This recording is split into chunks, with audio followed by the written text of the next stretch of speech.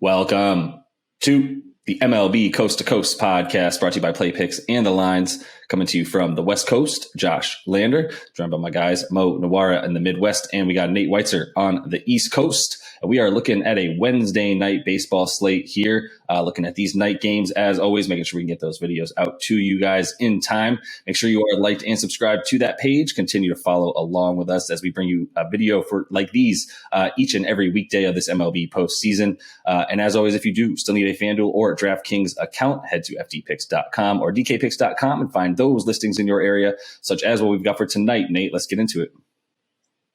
Yeah, after the 3-day games, we got Brew Crew minus 170 at Pittsburgh, Padres minus 170 at Cincy.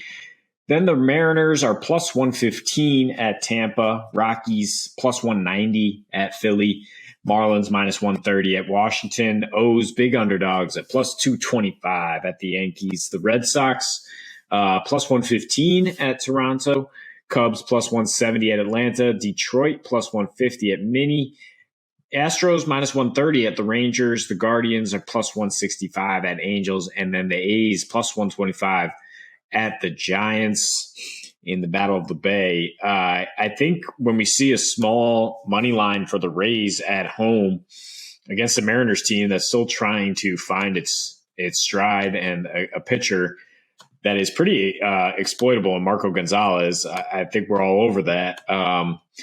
The Rays have such a dangerous lineup against lefties with Wander Franco and Rosarina leading the way. And they're hitting 281 with a 785 OPS against lefties so far this season. Those power numbers are key because Gonzalez has been super homer prone lately, and his last two seasons given up a 10.8% barrel rate. He's given up 6 runs in 2 of his 3 starts here. Only 2 earned runs in both of those as the defense has let him down. But that's the total package when you talk about betting on the Rays. It's everything they bring to the table: defense, moving runners over, and their bullpen approach, which with Drew Rasmussen, he hasn't been up to par in his last 2 opens or starts, whatever you want to call it, at Chicago, both times, the White Sox and the Cubs. But his career, he's a solid pitcher for sure, 3.5 FIP. And ended the season with, looks like 10 straight outings giving up 2 earned runs or fewer in those opens. Usually goes about 4 or 5 innings then, and the Rays middle to closing relief is pretty much the best you can find. It's on par with any. So if he can give them 5 quality innings, I expect them to enter with a lead down the stretch, and that's why we like the money line, I believe. Yeah, I would say the middle relief for sure. You just won't find too many deeper bullpens than the Rays, which is key with the strategy they use with these openers. We know what the Rays are going to do. They're going to put a platoon heavy lineup out that hits lefties really hard. They've done it for years in a row, and they're doing it again this year. Ranked 4th in WRC plus against lefties so far this year. Last year they were 7th, so not something that I'm worried is a small sample fluke. And Marco Gonzalez, he's fine. He's a fine innings eater. But I think the homer prone thing, it looks to be real. It started last year. His stuff is slipping. He throws 88 mile an hour heaters. A pitcher like that is gonna get hit for some dingers.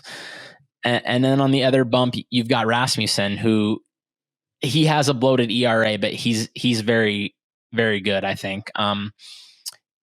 I know that his K rate is not going to impress anybody with 6 Ks per 9 right now and a bad FIP, but it just looks like a fluke to me. He's getting his normal swinging strikes, which are at a league average level in his career. He has a career Sierra of 3.9.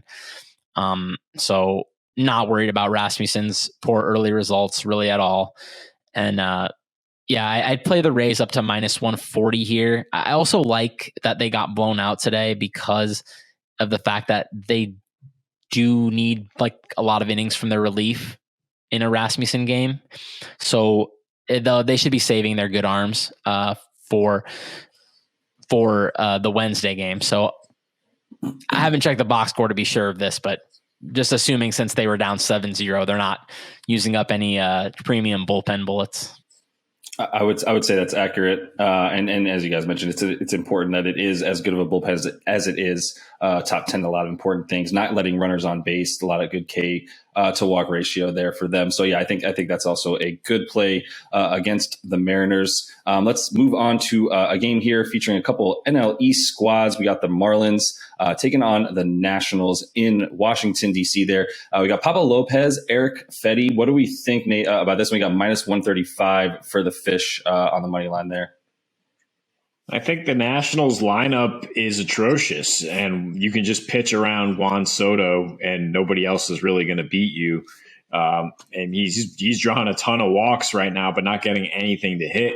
When he's up there, his average way down this year. And Pablo Lopez is showcasing great control so far, with a 35% combined swinging and called strike rate, not allowing much hard contact, just 22.7%, and stranding runners at 93% rate thus far. I know Mo's pretty high on Eric Fetty, but so far he's not been getting the ground balls he needs. It's kind of the ground ball rate's fallen off a cliff from like plus 50% to 37% this season.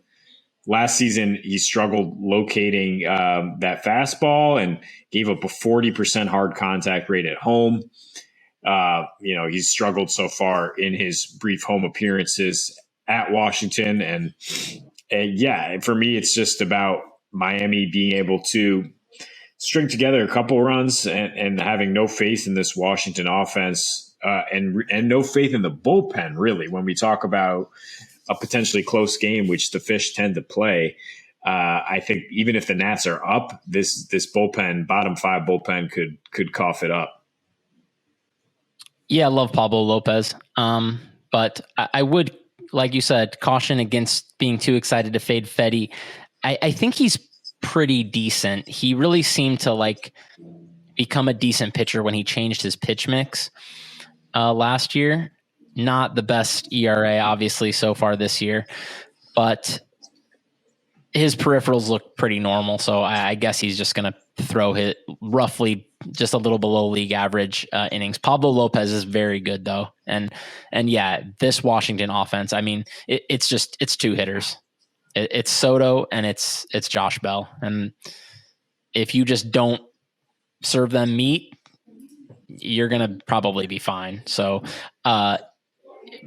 my only warning here would be I think Fetty might be decent. I really wanted to fire an under here, but market is starting to realize the dead baseball. Nobody can hit it out. I think I read somewhere. I think I read average fly ball distance on like barrels or something is down like 15 feet. So it's like huge difference so far. But beginning of the year, we were seeing normal numbers, and now you look at the totals. I mean, there's sevens everywhere.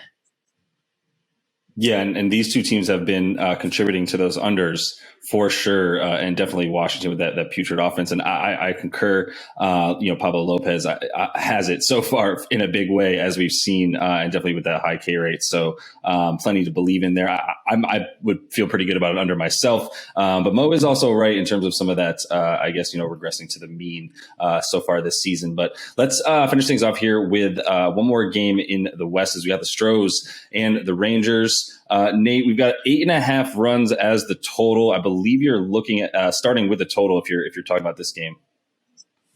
Yeah, I mean, speaking of unders, we can fade the Astros offense until it proves that it can turn things around. Right now, it's a boom bust kind of unit. I mean, they have hung 5 runs tonight as we record. And I kind of lead towards the Astros winning again.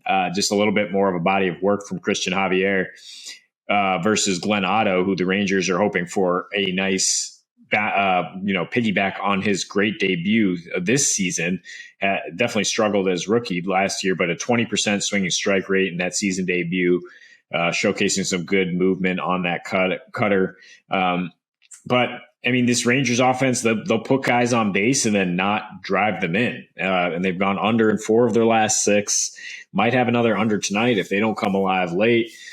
And that Astros offense, like I said, 25th in average, 4th in home run rate. But I think Otto is a little too good to give up a lot of dingers here for sure. Like Mo said, the ball is not flying off the bat. You're looking at a guy like Alvarez who's out there. He's definitely shortened up this year. His K rate way down, but that's leading to less pop off his bat. Altuve out injured. I think, under 8.5 runs is a fine play. And I also like the Astros again to keep bullying the bottom of this division. Yeah, I think Otto is just like too good for AAA hitters and needs to stay in the majors now. I mean, 11 Ks per 9 at AAA this year, almost that good last year. And yeah, like you said, he missed all the bats. I know his ERA stinks in his career, 7.94, but I think this guy's got some skill. I'm a little bit intrigued by him for sure. And then Christian Javier, as long as they don't try to push him like a third time through the lineup, he's been good too. Been great really as a middle reliever. So I think the under looks pretty good here. I think Texas's stadium has played a little pitcher favored as well. Still early, obviously, so we don't have like a ton of data yet. But and yeah, with the way unders have been coming in with the dead baseball, like I said, the numbers have started to adjust, but this one's still sitting at 8.5. So don't mind an under here, actually. Yeah, and if you do believe in the Astros, regardless of their ability to score in this one, I mean, minus 120 is some decent value there for them as well. But that is all the time we have for you guys in this one. Make sure you are liked and subscribed to that page as we continue to bring you these videos each and every weekday of this MLB season. And until we see you next, happy betting.